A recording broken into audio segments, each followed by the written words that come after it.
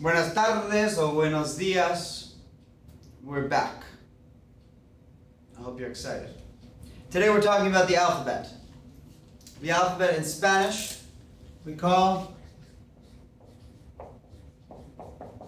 el alfabeto. Can you read it? Maybe I'll bring it down a little for you.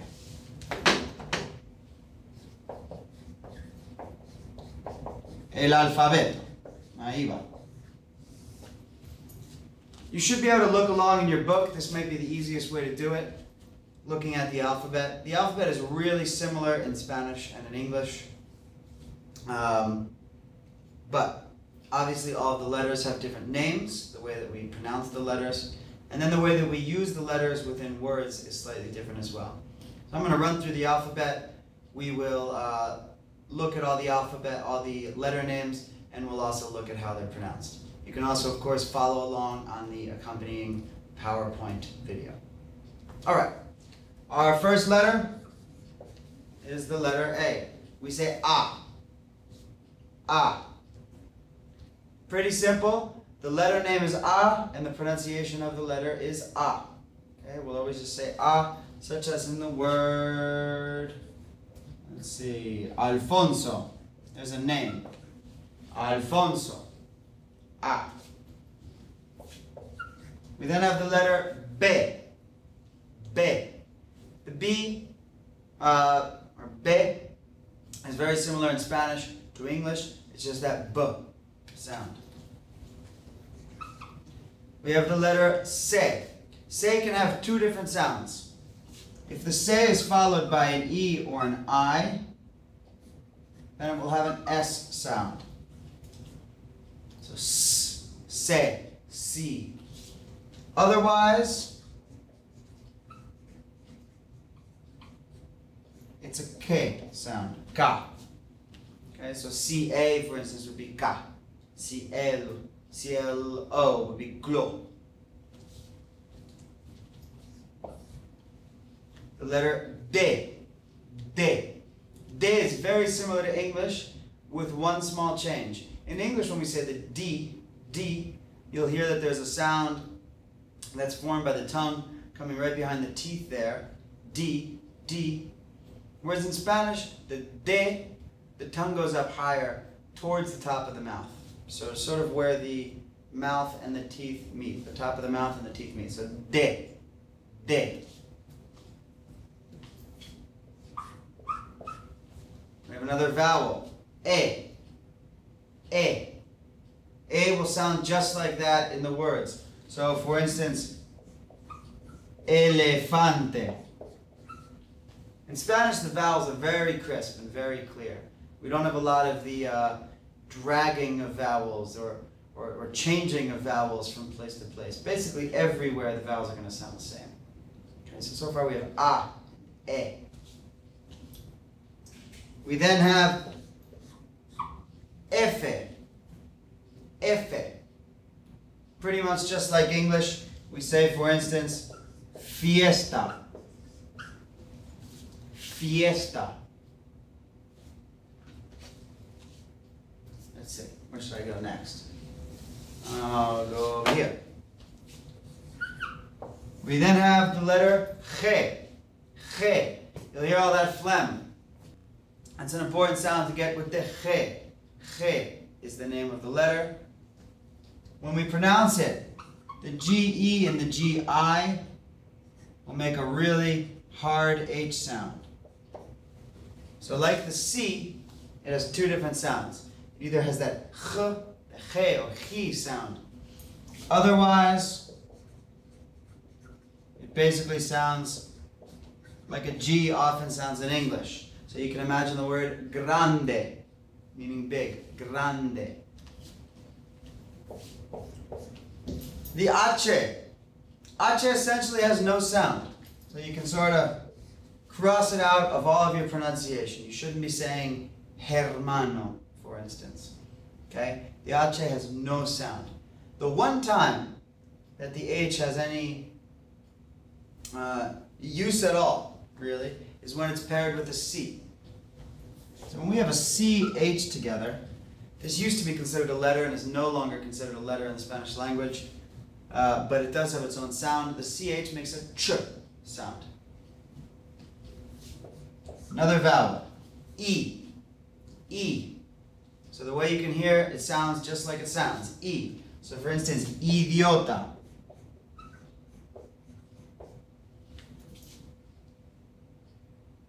The next letter is J.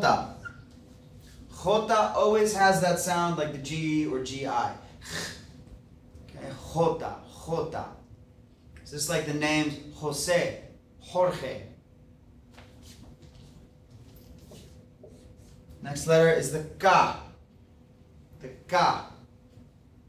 K is a letter that is rarely used in the Spanish language, except for in words that have come over from other languages.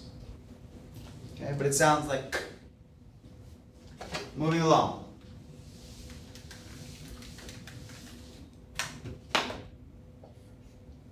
L. The L sounds just like an L does in English. We have here what is no longer considered a letter, but I'm going to mention it anyway, the L.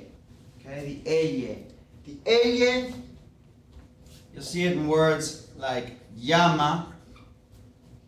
The L has a sound that's somewhere between, in English, yo and Joe. So yo and Joe, somewhere in between there, you find this sound. So this is not llama, and it's not llama, it's llama, llama. Somewhere between those two sounds. We then have the M. M. Pretty much like in English. We have the N. Just like in English. This next one, I somehow forgot to mention in the PowerPoint presentation, so my apologies. But this letter is called the Ñ. The Ñ is an extremely important letter. It is not, as some people would like to believe, an N with a sombrero on top of it. It is not an N with a squiggly line. It is its own letter, and it's called Ñ. One example that I always give is that if you're talking about your age, there's a huge difference between an N, and an Ñ, because you can either talk about being 30 years old or having 30 anuses if you fail to pronounce that Ñ. So Ñ is an extremely important letter. Another vowel. We have the O. O. O sounds just like that. O. So policía. Policía. We have the P going right along with that same word, just like in English. We have the Q.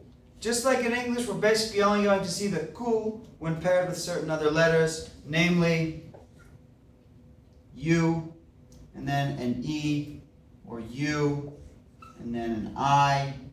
Okay? And it will give a K sort of sound. So K or Ki are the sounds we'll get from that. R and R are our next two letters. So even though this is two symbols together, we consider it one letter, one phoneme. So R and R. This first one, the R, is similar to the sound we make when we say the T's in butter. So that butter, butter. If you notice, we don't say butter, we say butter.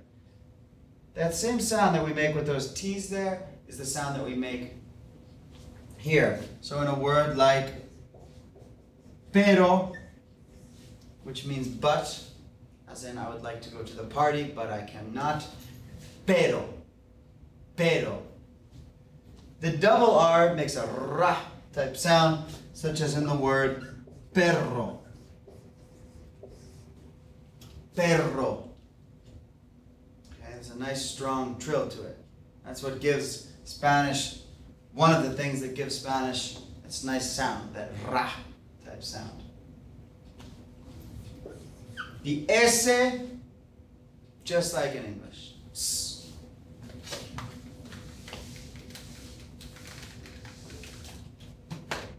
We then have the T.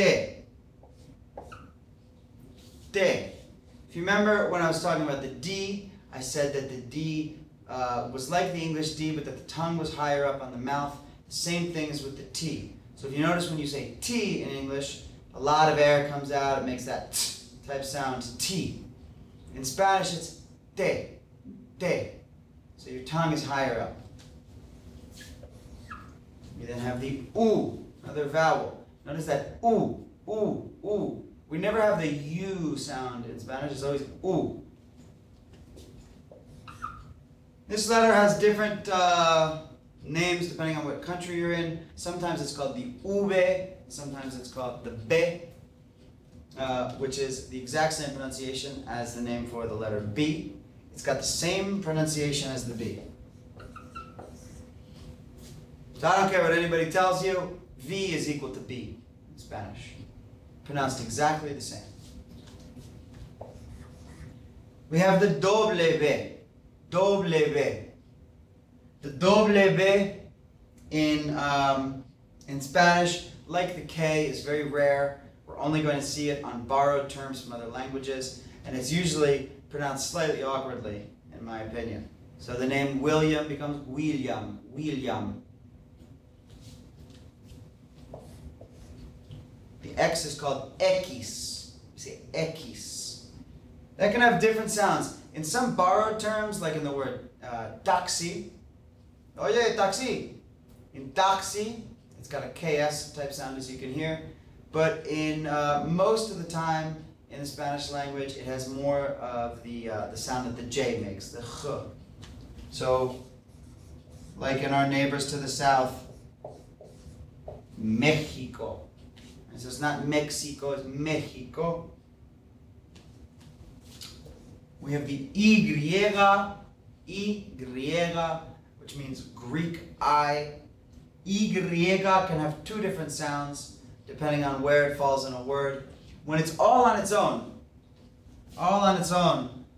and meaning and, so like Juan y Jorge, we just say Y. And a lot of people want to say Juan y Jorge, Juan y Jorge. So sometimes it will have that E type sound to it. Other times, it's like the double L. Exactly that same sound. So when we say that one subject pronoun, it's yo, yo. And finally, zeta, which sounds exactly like an S. So a lot of people want to say zapato, but it's not zapato, it's zapato, zapato. This sound in Spain, this letter in Spain, is pronounced th, theta. Instead of zeta, it's theta. So this would be zapato. Same with the CE and CI in Spain. They would also be a th type sound. But you don't really necessarily need to speak like that, but it's good to know it in case you hear that variation. All right. Eso es el alfabeto, señores. Muchísimas gracias. Y nos veremos para hablar de los números. ¿Vale? Hasta luego.